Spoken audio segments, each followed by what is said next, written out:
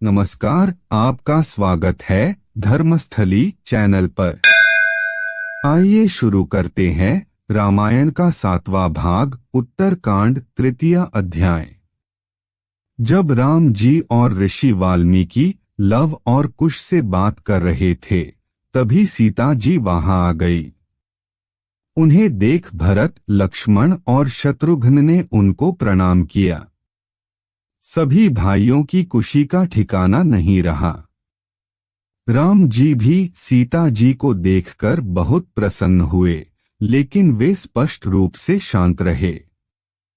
अब ऋषि वाल्मीकि ने सीता जी को संबोधित करते हुए कहा, मेरी बेटी, आप वास्तव में महान हैं। आपने अपने पति राम के सिवा किसी और के बारे में कभी नहीं सोचा।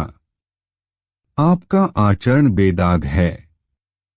आपने हमेशा अपने पति को अपना भगवान माना है। इन वचनों को सुनकर राम जी ने कहा, आपके शब्दों ने सीता की पवित्रता के बारे में मेरे मन में कोई संदेह नहीं छोड़ा है। यही नहीं, मुझे पहले से ही इस बात का यकीन हो गया था, जब वह पहले अग्नि परीक्षा से गुजरी थी। लेकिन बाद में एक अफवाह के चलते मुझे अपने भाई लक्ष्मण के माध्यम से सीता को जंगल में छोड़ने के लिए मजबूर होना पड़ा। हे पूज्य संत, मैं आपसे अनुरोध करता हूँ कि इस गलती के लिए मुझे क्षमा करें। फिर लक्ष्मण ने राम जी की आज्ञा से सीता जी को वापस अयोध्या लौटने का अनुरोध किया।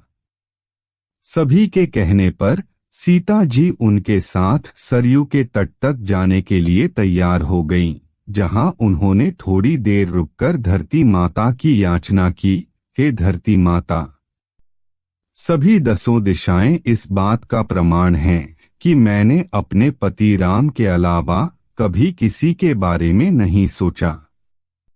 अगर यह सच है तो मुझे अपनी गोद में ले लो।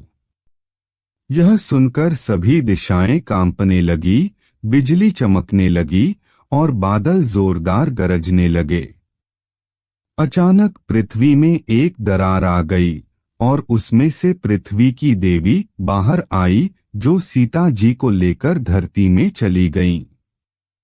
यह सब देखकर वहां उपस्थित अयोध्यावासी फूट फूट कर रोने लगे।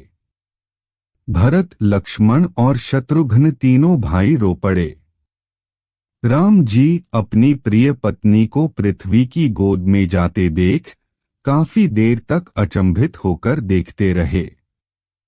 राम जी इसे बर्दाश्त नहीं कर सके और रोते हुए वह धरती माता को संबोधित कर उनसे उनकी पत्नी वापस देने का अनुरोध करने लगे। अचानक एक दिव्य आवाज सुनाई दी, हे राम, सीता हमेशा आपके साथ हैं। ध्यान द्वारा अर्जित शक्ति के माध्यम से वह स्वर्ग अर्थात आपके शाश्वत स्थान पर पहुंच गई है। अंततः शांत होने पर अपने दोनों पुत्रों लव और कुश के साथ अयोध्या जाकर यज्ञ को विधिवत तरीके से पूर्ण करवाया।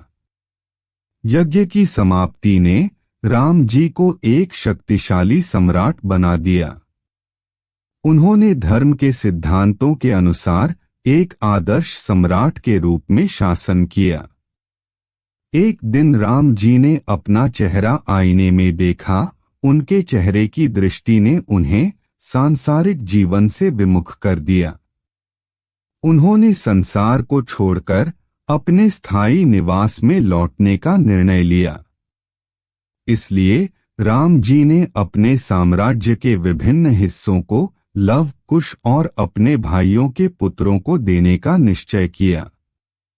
भगवान विष्णु, जिन्होंने खुद राम के रूप में अवतार लिया था, संत नारद को भेजा और कहा कि हे नारद, धरती पर मेरा काम पूरा हो चुका है, इसलिए मृत्यु के देवता यमराज को मेरे पास भेज दो।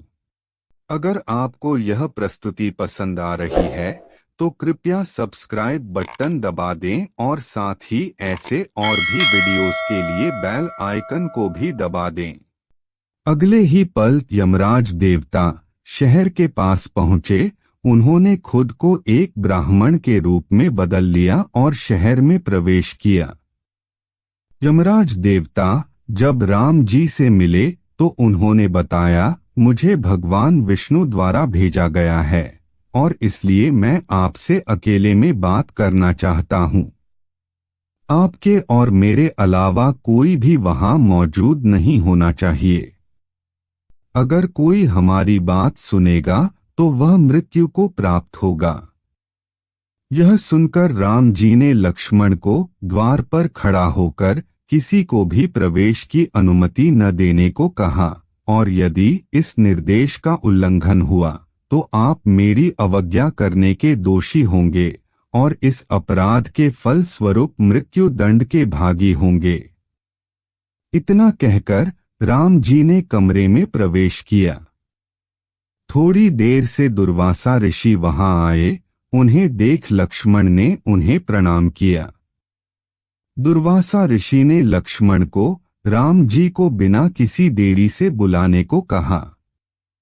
कई बार बताने पर भी कि राम जी किसी महत्वपूर्ण कार्य में व्यस्त है, देर के कारण दुर्वासा ऋषि को क्रोध आने लगा और उन्होंने पूरे अयोध्या को श्राप देने की चेतावनी दी। लक्ष्मण ने देखा कि इससे पूरे अयोध्या की तबाही होगी।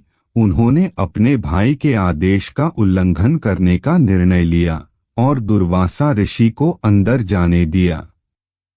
राम जी ने जब दुर्वासा ऋषि को देखा तो उनका अभिनंदन किया, पूरे सत्कार के साथ उनको भोजन कराया। इसके उपरांत राम जी ने उनसे पूछा कि क्या उनको द्वार पर लक्ष्मण ने नहीं रोका।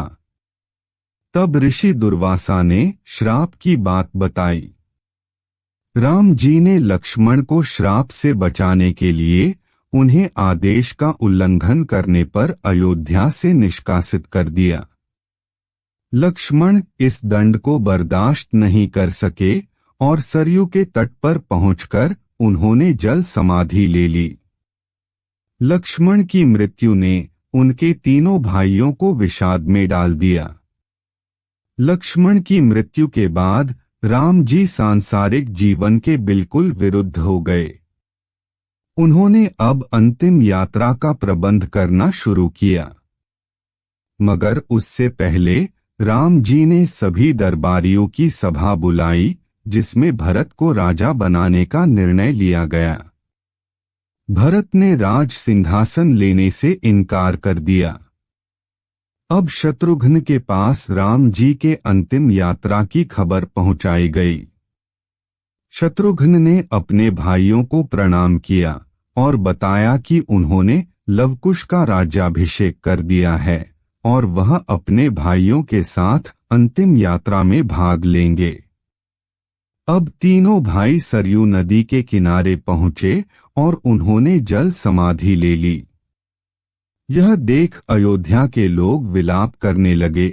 जहां तक हनुमान जी की बात है, वह राम जी के आशीर्वाद और वरदान के फल स्वरूप अमर हो गए। जो भी मनुष्य भक्ति के साथ भगवान राम की पवित्र गाथा का पाठ करता है, उनकी सारी मनोकामनाएं पूर्ण होती हैं और सभी सांसारिक चिंताओं से छुटकारा मिलता है। हम कामना करते हैं आपको हमारी यह प्रस्तुति पसंद आई होगी। इसी प्रकार के ज्ञानवर्धक एवं रोचक वीडियोस के लिए हमसे जुड़े रहें। जय श्री राम।